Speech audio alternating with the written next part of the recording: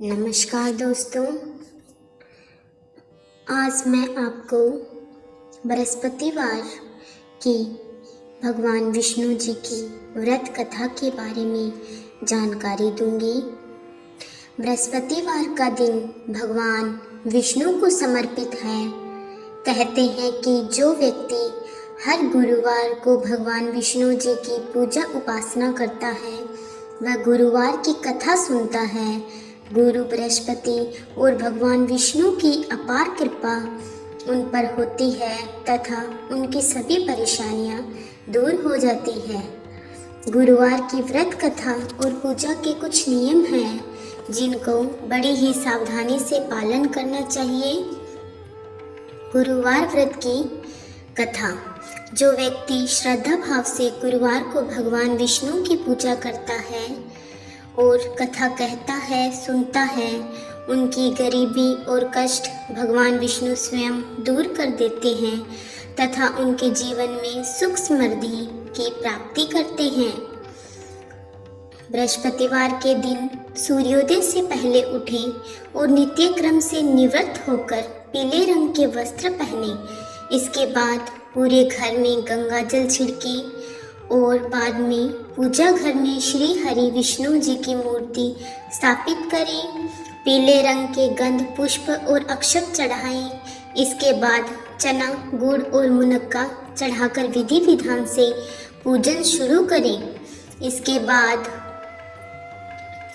धर्म शास्त्रार्थ तवज्ञ ज्ञान विज्ञान पारंग विविधार्थी हरा चित्तन्य देवाचार्य नमोस्तुते मंत्र का जप करें और व्रत की कथा पढ़ें। कथा पढ़ने के बाद केले के पेड़ में जल चढ़ाएं। एक प्राचीन समय की बात है।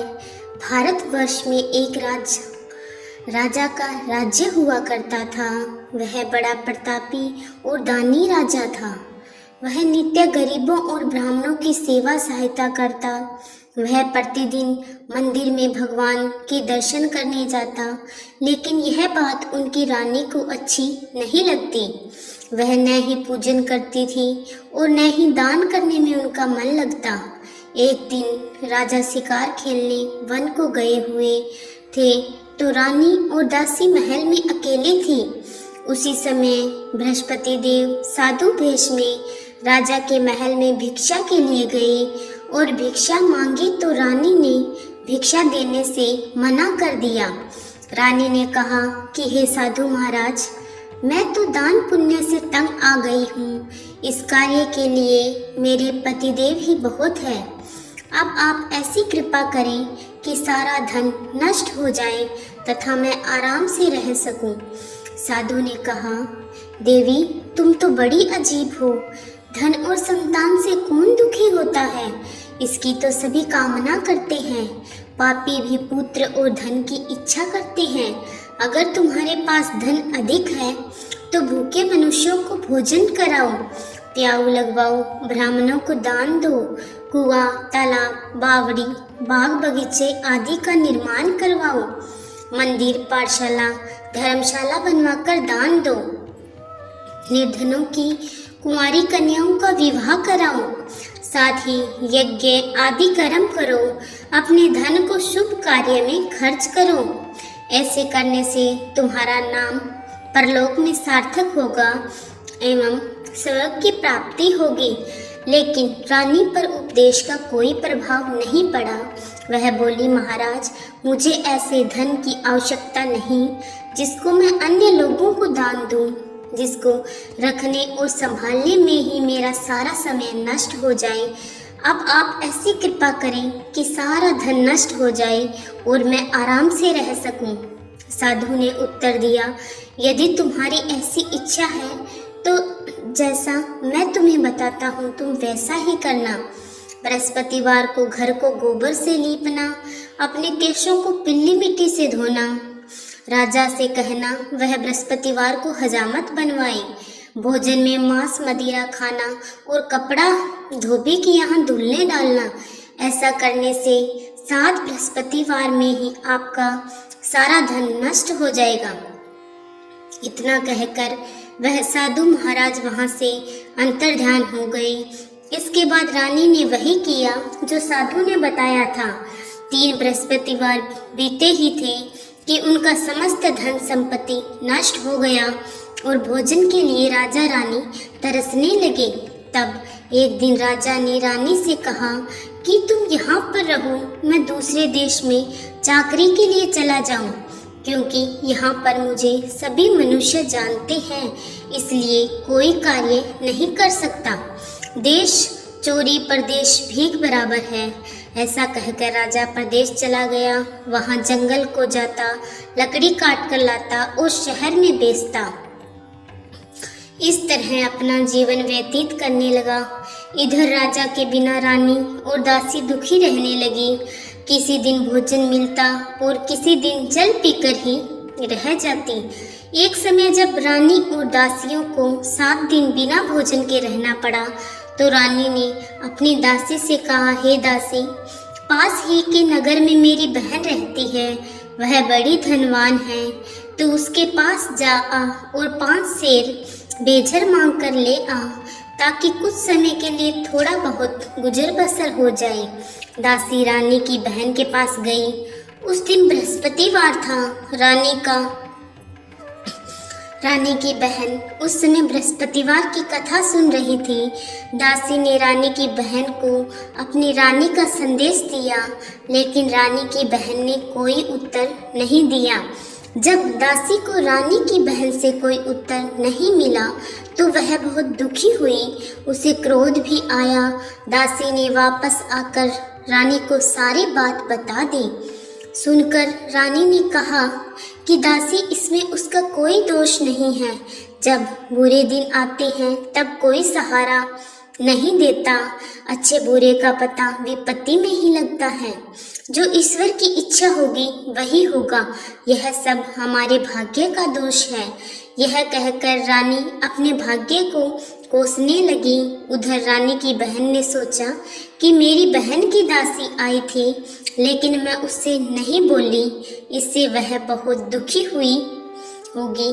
कथा सुनकर और पूजन समाप्त कर वह अपनी बहन के घर गई और कहने लगी, बहन, मैं बृहस्पतिवार का व्रत कर रही थी, तुम्हारी दासी गई, लेकिन मैं जब तक कथा होती है तब तक न उठते हैं और न ही बोलते हैं, इसीलिए मैं नहीं बोली। कहो दासी, क्यों गई थी? रानी बोली, बहन, हमारे घर अनाज नहीं था। ऐसा कहते कहते रानी की आंखें भर आई।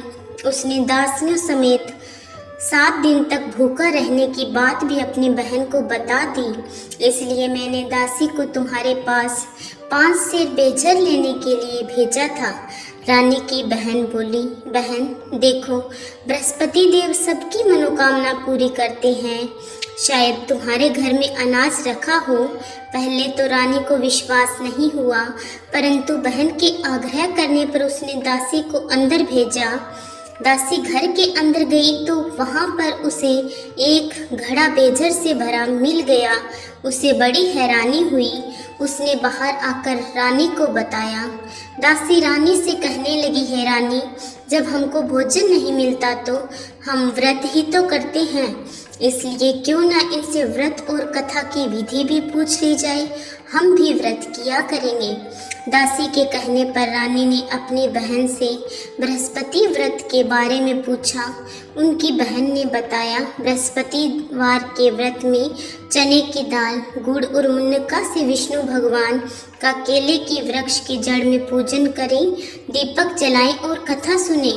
एक ही समय भोजन करें। भोजन में पीले खाद्य पदार्थ का सेवन जरूर करें, इससे गुरु भगवान प्रसन्न होते हैं, अन्न, पुत्र और धन का वरदान देते हैं, साथ ही सभी मनोकामनाएं पूर्ण करते हैं। व्रत और पूजन की विधि बताकर रानी की बहन अपने घर लौट आई। रानी और दासी दोनों ने निश्चय किया कि बृहस्पति देव भगवान का पूजन जरूर करेंगे। 7 रोज बाद जब बृहस्पतिवार आया तो उन्होंने व्रत रखा। गुड़साल में जाकर चना और गुड़ बीन लाई तथा उसकी दाल से केले की जड़ तथा विष्णु भगवान का पूजन किया। अब पीला भोजन कहाँ से आए? दोनों बड़ी दुखी हुई, परंतु उन्होंने व्रत किया था, इसलिए बृहस्पति देव भगवान प्रसन्न थे।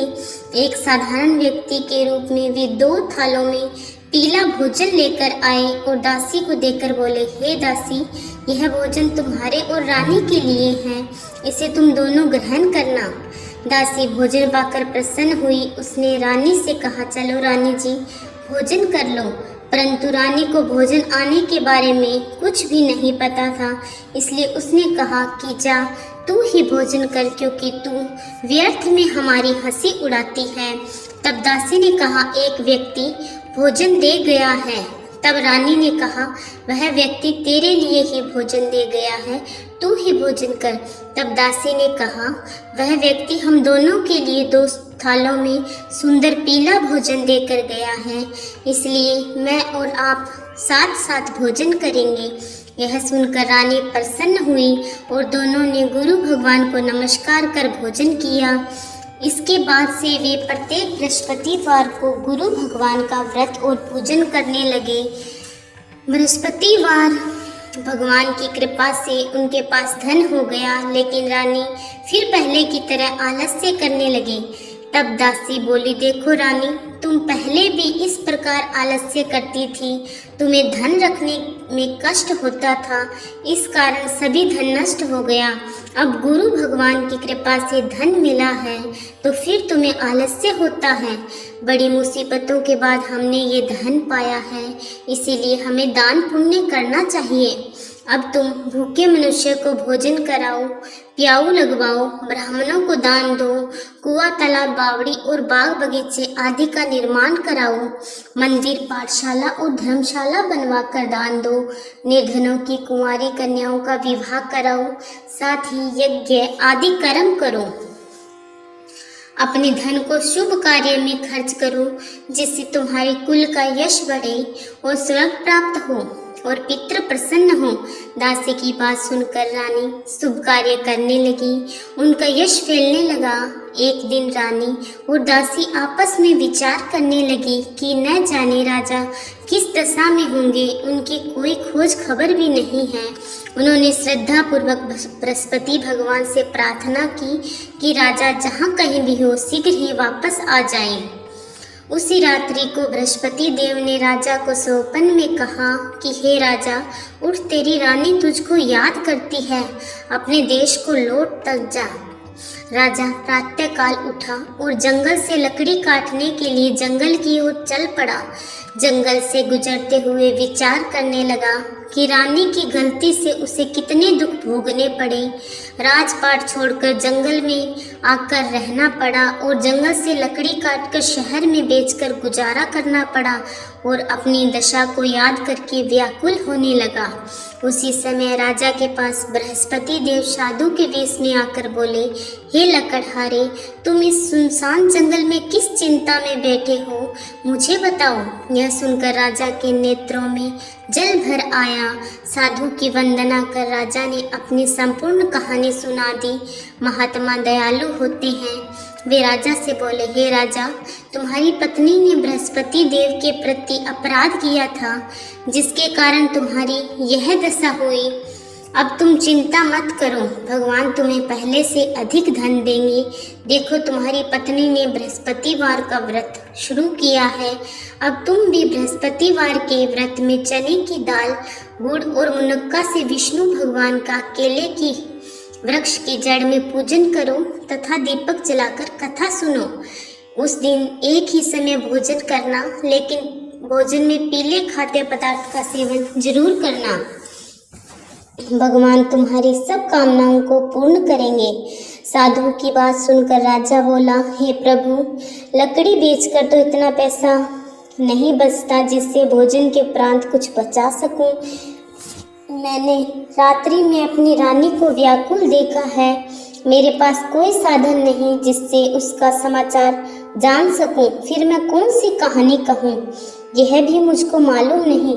साधु ने कहा कि हे राजा, मन में बृहस्पति भगवान के पूजन व्रत का निश्चय करो, वे स्वयं तुम्हारे लिए कोई राह बना देंगे। बृहस्पतिवार के दिन रोजाना की तरह लकड़ियां लेकर शहर में जाना, तुम्हें रोज से 2 गुना धन मिलेगा, जिससे तुम भली भांति भोजन कर लोगे तथा बृहस्पति देव की पूजा का सामान भी आ जाएगा। राजा ने ऐसा ही किया और उसको मनोवांछित फल की प्राप्ति हो गई। इस प्रकार जो यह कथा पढ़ता है, सुनता है, उनके सभी मनोरथ पूर्ण होते हैं। जय विष्णु भगवान। धन्यवाद।